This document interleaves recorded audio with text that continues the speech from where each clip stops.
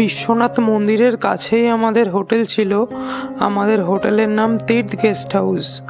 আমরা এখন বেনারসের কালী মন্দিরের দিকে যাচ্ছি, যেটা কাশীরাজ কালী মন্দির।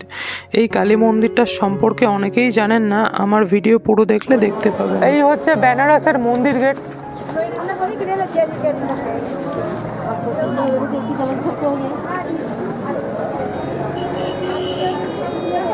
এটা হচ্ছে 2 নম্বর মন্দির গেট, যেখানে আমাদের তীর্থ গেস্ট হাউস আছে।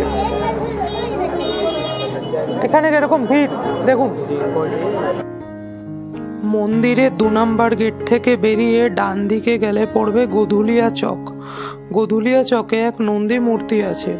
ওই নন্দী মূর্তি দেখে বুঝতে সুবিধা হয় যে কোন দিকে গেলে কি আছে। নন্দী মূর্তির সোজাসুজি গেলে পড়বে কালী মন্দির।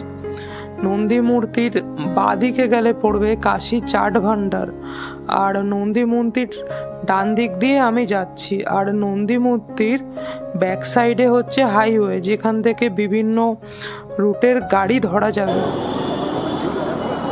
এই নন্দীর মুখের সোজাসুজি চলে গেলে পাবো কালী মন্দিরটা।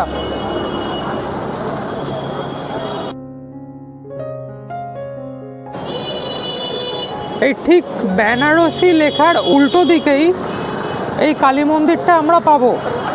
বেনারসে অলিগলি ঘুরলে অনেক মন্দির দেখতে পাবো, কিন্তু এই মন্দিরের মতো সুন্দর আর্কিটেকচার আর কোথাও নেই। গেটে ঢোকার মুখে দেখতে পাবেন কিছু শাড়ির দোকান। এই শাড়ির দোকান আর এই ফুলবাড়ি রেস্টুরেন্ট ক্রস করলেই পাবো কালী মন্দির। এই কালী মন্দিরটা সম্পর্কে অনেকেই জানে না, কিন্তু আসলেই দেখতে পাওয়া যাবে এত সুন্দর এক কালী মন্দির।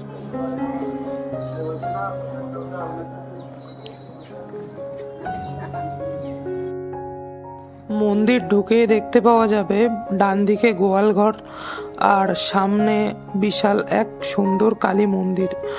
আর এখানে যারা পুজো করে তারা হয়তো পাশেই থাকে।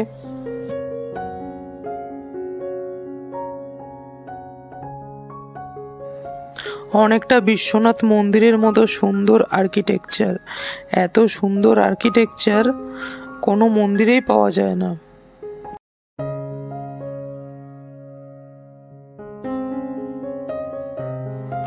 এবার একটু কালী ঠাকুরের দর্শন করে নেওয়া যাক।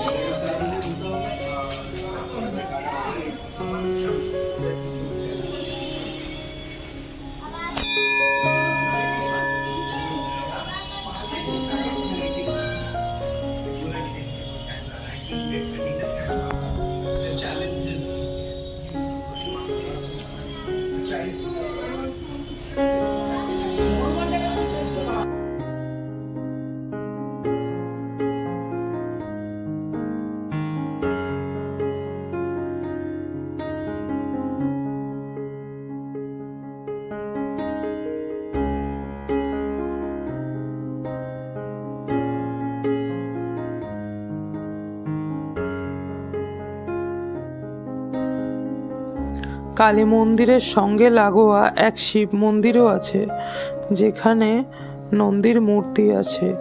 আর এই শিব মন্দিরের দরজা দেখে দূর থেকে মনে হচ্ছে অনেকটা যেন কাঠের দরজা, কিন্তু সামনে গেলে বোঝা যাবে যে এটা পুরো কংক্রিট পাথরের দরজা।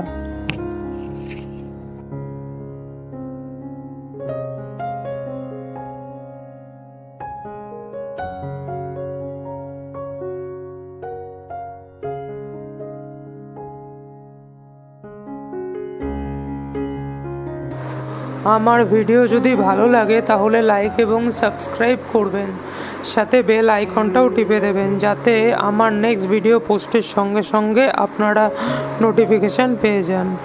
Thank you.